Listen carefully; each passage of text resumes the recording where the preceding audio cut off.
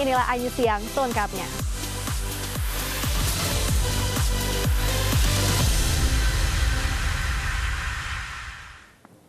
Pemirsa, di hari yang fitri ini, sepasang sejoli nekat mencuri motor jemaah sholat subuh di Masjid Manarul Huda, Kota Malang. Beruntung aksi keduanya terekam CCTV sehingga memudahkan pencarian. Setir untuk angel kan nyopot niku. Sing sepeda ya cek ngenteni ae gak apa-apa. Kurang dari 1 menit, sepasang sejoli ini kompak berhasil menggondol satu sepeda motor di area parkir Masjid Manarul Huda, Kota Malang. Saat itu jemaah berada di dalam masjid karena tengah menjalankan sholat subuh. Sepeda motor yang hilang milik jamaah masjid bernama Abdul Rohman, asal Bojonegoro, yang merupakan guru bimbingan belajar yang tinggal di sekitar masjid. Saat beraksi, pasangan pelaku naik sepeda motor Honda Beat warna hitam, masuk ke halaman masjid, dan peristiwa pencurian ini telah dilaporkan ke polisi. Serta ciri-ciri pelaku, nomor polisi kendaraan pelaku juga telah diserahkan kepada polisi.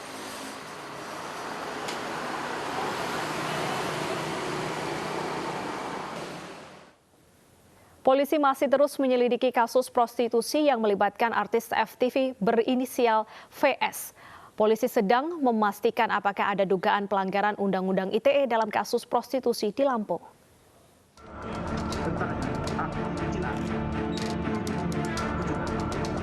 Tim penyidik Unit Perlindungan Perempuan dan Anak Satreskrim Polresta Bandar Lampung mempertimbangkan untuk menerapkan pasal tambahan dalam kasus prostitusi online yang melibatkan artis FTV Fernita Syabila.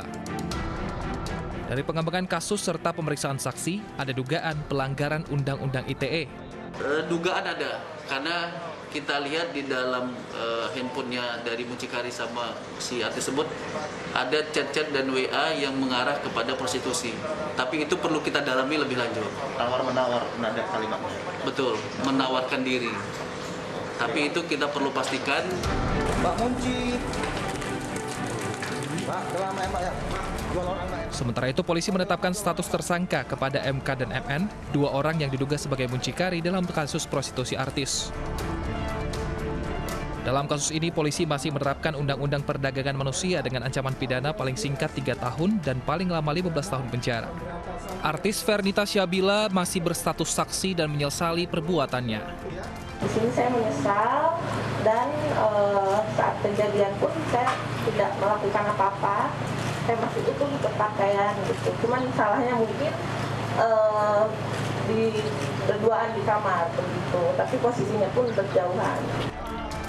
Polisi menggerebek Fernita di sebuah kamar hotel di Kota Bandar Lampung bersama 2 orang yang diduga muncikari dan juga seorang pengusaha yang diduga teman kencan. Dari kamar hotel, polisi menemukan barang bukti berupa uang sebesar 30 juta rupiah dan 1 kotak alat kontrasepsi. Dari Bandar Lampung, Andra Safandi, iNews melaporkan. Pemirsa, buron kasus Cesi Bank Bali Joko Chandra ditangkap polisi. Penangkapan Joko Chandra disertai dengan penahanan Brigjen Pol Prasetyo Utomo di Propam Polri. Saat ini Joko Chandra tengah diperiksa di Bareskrim Polri setelah ditahan sejak semalam. Seiring dengan pemeriksaan Joko Chandra, Brigjen Pol Prasetyo Utomo juga ditahan di Bareskrim sejak semalam tadi. Sebelumnya, Brigjen Prasetyo dicopot dari jabatannya sebagai Kepala Biro Koordinasi dan Pengawasan Penyidik Pegawai Negeri Sipil. Penahanan Prasetyo berdasarkan pengakuannya yang menolong Joko Chandra untuk membuat surat jalan. Proses sidang etik di internal Korps Bayangkara segera dilaksanakan.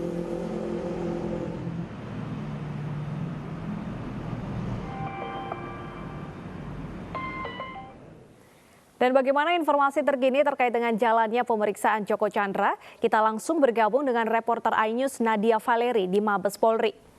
Ya, selamat siang Nadia. Bagaimana jalannya pemeriksaan Joko Chandra dan siapa yang akan diperiksa terkait kasus ini? Ya, Bernadetta dan juga pemirsa, untuk terpidana kasus korupsi hak tagih Bank Bali, Joko Sugiarto Tjandra masih menjalani pemeriksaan di Gedung Bareskrim Polri terkait dengan penerbitan dokumen palsu, dalam hal ini berupa surat jalan dan juga surat keterangan bebas COVID-19 yang sebelumnya digunakan untuk bepergian ke Pontianak pada 19 hingga 22 Juni 2020 lalu. Selain melakukan pemeriksaan terkait penerbitan dokumen palsu, semalam berdasarkan keterangan dari Kabareskrim Polri, Komjen Pol Listio Sigit Prabowo, pihaknya juga akan melakukan pemeriksaan kesehatan, di mana berdasarkan keterangan dari kuasa hukum Joko Tjandra, Andi Putra Kusuma, kliennya ini tengah menjalani pengobatan di Malaysia, sehingga pada saat 4 kali berlangsungnya sidang peninjauan kembali di Pengadilan Negeri Jakarta Selatan, pemohon ataupun Joko Tjandra ini berhalangan hadir. Selain Joko Tjandra, Bernadetta, polisi telah menetapkan 1 orang tersangka baru, yakni kuasa hukum Joko Tjandra, Anita Kolopaking, yang mana Anita ini diduga telah membantu terkait dengan proses pembuatan dokumen palsu tersebut dan juga membantu pelarian Joko Tjandra selama di Indonesia. Sebelumnya Anita telah diperiksa sebagai saksi selama 3 kali pada 21 hingga 23 Juli 2020 lalu, dan berdasarkan bukti yang cukup dan juga hasil gelar perkara pada Senin 27 Juli lalu, polisi resmi menaikkan status Anita Kolopaking menjadi tersangka. Untuk Anita Kolopaking, Bernadetta disangkakan pasal berlapis, yakni pasal 263 KUHP terkait dengan pembuatan dokumen palsu dan juga pasal 223 KUHP, yakni terkait membantu pelarian buronan negara. Sebelumnya, sebelum menetapkan Anita Kolopaking sebagai tersangka, polisi telah lebih dulu menetapkan 1 orang tersangka lainnya, yakni mantan Karokorwas PPNS Bareskrim Polri Brigjen Pol Prasetyo Utomo, yang atas inisiatif sendiri menerbitkan surat jalan tersebut dan juga membantu penerbitan surat keterangan bebas COVID-19.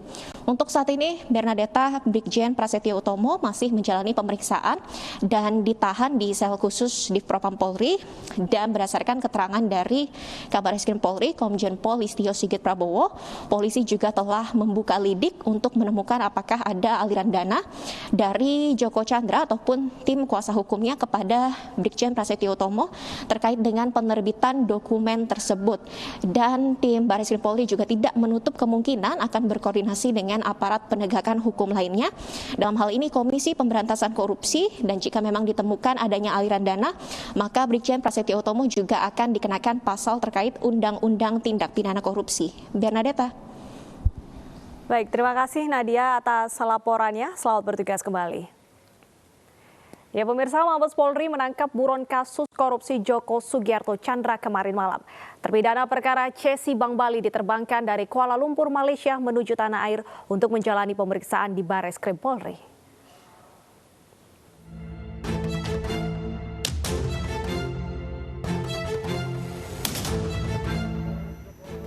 Buronan kasus korupsi perkara Cesi Bank Bali Joko Tjandra ditangkap polisi. Penangkapan dipimpin langsung oleh Kabareskrim Polri Komjen Pol Listio Sigit Prabowo yang bekerja sama dengan kepolisian Malaysia. Joko Tjandra ditangkap di Kuala Lumpur setelah 11 tahun buron.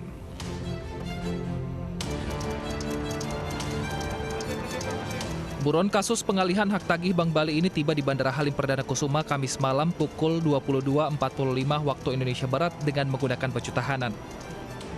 Adanya P2P dan sudah dijemput oleh Bapak Kabareskrim di Malaysia dan saat ini sedang dalam perjalanan.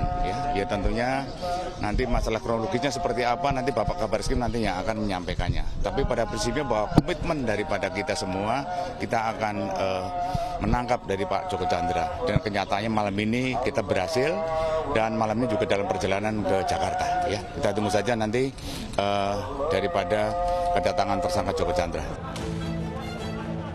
Dengan pengawalan ketat, Joko Tjandra dibawa ke Mabes Polri untuk pemeriksaan lanjutan. Kondisi kesehatan Joko Tjandra juga diperiksa untuk memastikan Joko Tjandra dalam keadaan sehat. Joko Tjandra semestinya berada di dalam sel sejak tahun 2009. Saat itu Joko Tjandra dijerat perkara Cesi Bank Bali dengan hukuman 2 tahun penjara dan denda 15 juta. Namun pria berjulukan Joker ini kabur ke luar negeri. Kasus Joko Tjandra kembali terkuak setelah ditemukan KTP baru yang dibuat atas nama Joko Sugiarto Tjandra. sempat mengajukan peninjauan kembali terhadap kasusnya namun ditolak karena tidak memenuhi syarat formil yang tertuang dalam surat edaran Mahkamah Agung. Tim Liputan iNews melaporkan. Pemirsa, penangkapan Joko Chandra merupakan perintah Presiden. Dari hasil penyelidikan, Joko Chandra berada di Malaysia sehingga proses komunikasi kepolisian Indonesia dan Malaysia berjalan selama 2 minggu hingga akhirnya Joko Chandra ditangkap. Jadi alhamdulillah bahwa baru saja kami dengan tim mendarat di Halim untuk melakukan penangkapan terhadap narapidana atau buron saudara Joko Chandra.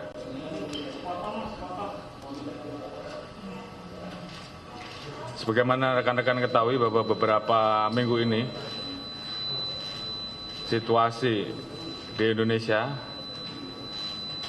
khususnya terkait dengan masalah penegakan hukum dihebohkan dengan peristiwa Joko Chandra ini. Sehingga Bapak Presiden memerintahkan kepada Kapolri untuk segera mencari dan menangkap saudara Joko Chandra dimanapun berada dan menuntaskan kasus yang terjadi selama yang bersangkutan masuk. Atas perintah tersebut, Bapak Kapolri kemudian membentuk tim dipimpin oleh saya selaku Kabareskrim, Kadifopam, rekan-rekan dari Bareskrim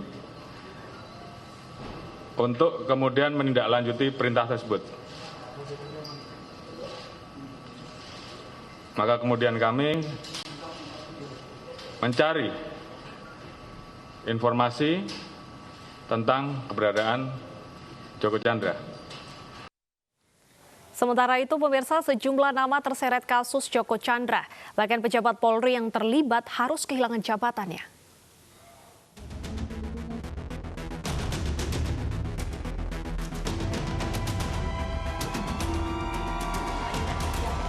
Kuasa hukum Joko Chandra, Anita Kolopaking, diduga melancarkan pengamanan kliennya saat keluar masuk Indonesia. Sebuah akun di media sosial memasang fotonya sekaligus menuduh ikut mengatur Joko Chandra ke Indonesia, membuat IKTP dan paspor. Ia juga dituduh meminta sejumlah uang ke Joko Chandra lewat aplikasi percakapan untuk pengamanan kepolisian agar sang buron tak diganggu saat berada di tanah air. Anita Kolopaking pun menyambangi Bareskrim untuk memberikan klarifikasi terkait hal tersebut. Anita mengaku tidak melaporkan akun yang menuduhnya. Buntut dari kasus Joko Chandra, Kapolri mencopot 3 jenderal polisi karena diduga ikut terlibat membantu buronan kelas kakap. Brigjen Pol Prasetyo Utomo dicopot dari jabatannya sebagai Kepala Biro Koordinasi dan Pengawasan Penyidik Pegawai Negeri Sipil. Kapolri juga mencopot Kepala Divisi Hubungan Internasional Irjen Pol Napoleon Bonaparte dan dimutasi sebagai Analis Kebijakan Utama Polri. Selanjutnya, Sekretaris Interpol Indonesia NCB Brigjen Nugroho Slamet Wibowo juga dicopot dan dipindahkan dari jabatannya. Sementara itu, Kabareskrim Polri Komjen Pol Listio Sigit Prabowo dengan tegas menyatakan bahwa setiap anggotanya yang melanggar terancam dipidanakan sesuai dengan perbuatannya. Di kepolisian ada 3 jenis penanganan: disiplin, kode etik, dan pidana. Jadi terkait dengan seluruh rangkaian kasus ini, maka kita akan tindak lanjuti dengan proses pidana. Jadi itu untuk menjawab pertanyaan dari rekan-rekan yang mungkin bertanya-tanya akan sampai sejauh mana penanganan kasus ini dilaksanakan. Hingga kini kasus Joko Chandra dalam kasus korupsi pengalihan Bank Bali masih terus bergulir di Pengadilan Negeri Jakarta Selatan. Tim Liputan iNews melaporkan. Kita ke informasi lainnya, pemirsa. Kasus mahasiswa pelaku fetish di Surabaya menjadi sorotan publik. Pria berinisial G tersebut meminta foto korbannya yang dibungkus dengan kain jarik atau lakban dan diduga demi kepuasan seksual. G bahkan disebut pernah membungkus dan melecehkan salah seorang korbannya secara langsung.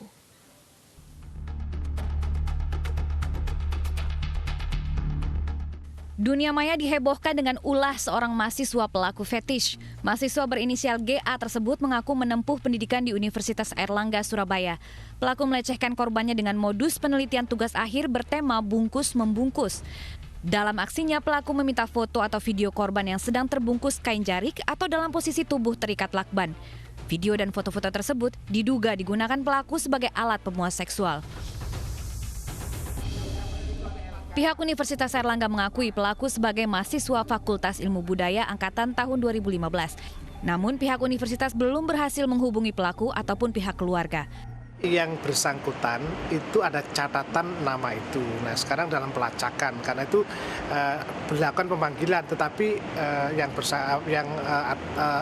oknum yang namanya itu dihubungi, semua kontaknya tidak bisa dihubungi, orang tuanya juga tidak dihubungi.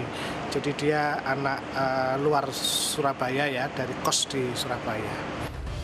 Bila terbukti bersalah, universitas menyatakan akan mengambil tindakan tegas dan tidak akan melindungi pelaku. Selain itu, Unair juga membuka posko pengaduan di Fakultas Ilmu Budaya bagi korban yang ingin melapor. Dari Surabaya, Yuda Prawira, iNews melaporkan.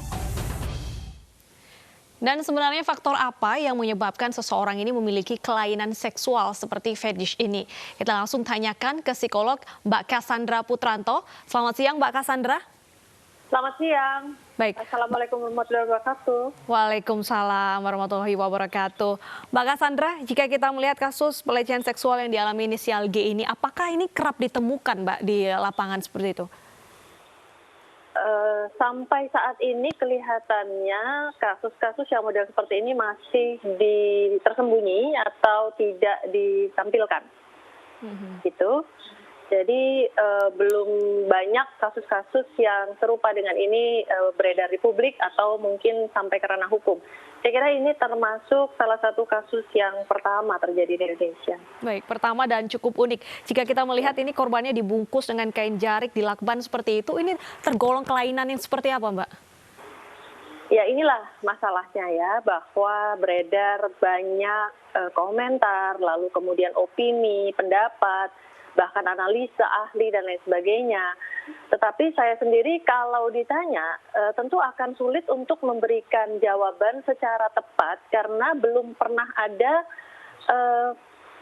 data-data atau informasi yang bisa saya telaah atau saya olah dari tangan pertama, atau artinya betul-betul dokumen-dokumen yang bisa saya periksa secara jelas ya. Semua yang beredar adalah dari internet ya, tentu saja itu sudah ada bumbu-bumbu dan tentu saja tidak bisa dijadikan sebagai bahan analisa. Tapi apabila saya melakukan silang dari beberapa banyak tulisan, ternyata ada beberapa hal yang tidak konsisten di sini gitu, sehingga saya tidak konsisten artinya kalau di sini katanya ngirim foto saja, kalau di sana ada yang dipegang-pegang, kalau di tapi kita lalu kemudian beredar bahwa ini namanya fetish dan lain sebagainya. Saya cenderung tidak setuju ini masuk ke dalam fetish karena selain pemberian diagnosa ini juga tidak berdasarkan pemeriksaan yang sah dan lengkap, tetapi baru berdasarkan asumsi gitu. Jadi ini mungkin lebih kepada banyaknya viralisasi lah dari komentar-komentar atau dugaan-dugaan yang belum tentu bisa kita yakini kebenarannya. Nah, yang harus kita lakukan adalah memang melakukan pemeriksaan langsung terhadap yang bersangkutan. Bahwa yang bersangkutan memang sekarang belum diketahui keberadaannya, tetapi bisa dianalisa dari mungkin laporan-laporan korban. Nah, kalau dari sebagian yang mungkin ada itu saja masih diragukan kebenarannya benar atau tidak, betul atau tidak yang bersangkutan korban, atau mungkin hanya komentar dari mulut ke mulut gitu ya. Ada yang memang hanya kirim foto, ada yang dipegang-pegang, ada yang hanya pakai lakban tidak pakai jarit gitu. Ya, jadi ini merupakan sebuah inkonsistensi, dan oleh karena adanya inkonsistensi ini tentu saja kita tidak bisa begitu saja menyimpulkan bahwa ini fetish. Saya malah punya dugaan yang lain, tetapi tentu saja saya harus memeriksa yang bersangkutan atau bahkan dokumen-dokumen yang asli. Baik, tapi kalau dilihat dari pernyataan dari laporan korban tersebut, apakah ini ada pengaruh fantasi mungkin dari film atau semacam itu, Mbak? Bisa jadi, kalau semua gangguan penyimpangan seksual tersebut itu biasanya ada kaitannya dengan film. Justru apakah karena film yang menyebabkan, apakah karena dorongannya lalu kemudian memperoleh perluasan dan penambahan atau magnifikasi dari dorongan tersebut itu biasanya adalah justru fenomena yang muncul ya. Tetapi kembali lagi adalah bahwa ada sebuah kondisi yang tentu saja harus kita buktikan dulu kebenarannya sebelum kita bisa panjang-panjang atau memberikan label terhadap masalah ini gitu. Baik. Dan jika kita lihat juga pernyataan korban tersebut, apakah ini sudah bisa digolongkan sebagai kategori pelecehan seksual, Mbak? Oh, kalau pelecehan seksual jelas, ya. Kalau pelecehan seksualnya sudah jelas, lalu kemudian ya artinya kita memang bisa membedakan antara pelecehan seksual, kekerasan seksual, serangan seksual. Tetapi kalau di Indonesia ini istilah ini sebenarnya dimasukkan di dalam satu istilah yaitu pencabulan. Gitu ya. Jadi dan itu diatur juga di dalam undang-undang, termasuk juga kata-katanya ada di dalam undang-undang. Jadi kata-kata pelecehan seksual itu tidak ada di dalam undang-undang. Yang ada itu adalah pencabulan. Nah, ini sudah termasuk dalam pencabulan bahwa pencabulannya adalah berbentuk sentuhan yang tanpa persetujuan dari yang bersangkutan. Artinya yang bersangkutan itu berada di dalam kondisi tidak bebas, bukan keinginannya atau mungkin tidak bisa menolak atau berada di bawah pengaruh tekanan, ada intimidasi atau barangkali pressure yang lain. Yang jelas kalau misalnya juga dikatakan fetis itu tidak terlalu tepat. Karena fetis itu kan untuk yang memang memiliki kepuasan seksual dari objek yang tidak hidup atau bagian tubuh yang tidak wajar gitu ya. Nah, sementara di beberapa korban ini ternyata ada yang justru bukan hanya sekedar jaritnya, tetapi justru orangnya yang ada di dalamnya gitu. Oke, sembari mungkin pihak kepolisian akan mencari siapa pelaku ini, pendekatan yang tepat untuk para korban agar mereka tidak memiliki trauma ini seperti apa, Mbak? Yang jelas saya berharap para korban bisa diberikan terapi yang bisa membantu mereka untuk bisa memulihkan trauma. Tapi yang jelas juga harus ada assessment terlebih dahulu terhadap para korban ini. Karena setiap korban ini tentu beda-beda. Mungkin ada yang kirim foto saja, atau yang mungkin sampai disentuh-sentuh, atau mungkin ada yang lain gitu. Jadi saya berharap bahwa tentu saja para korban ini bisa datang ke manapun yang bisa kita sediakan untuk penanganan dan pemulihan. Di dalam proses pemulihan tersebut nanti ada tentu saja harus dipastikan kerahasiaannya, lalu kemudian ada asesmennya untuk mengetahui seberapa jauh trauma yang ditimbulkan oleh kejadian ini bagi yang bersangkutan, dijaga kerahasiaannya, lalu kemudian diarahkan kepada intervensi yang tepat sesuai dengan kebutuhannya. Yang paling penting juga harus ada evaluasi terhadap intervensi tersebut, karena tentu saja intervensi ini tidak bisa berlarut terus-menerus tanpa adanya evaluasi supaya bisa ada perbaikan terhadap intervensi tersebut. Baik, terima kasih Mbak Cassandra. Jadi langkah pertama harus menemukan sosok inisial G dan memberikan perlindungan kepada korban. Terima kasih atas informasi dan waktunya sudah bergabung bersama kami di iNews Siang.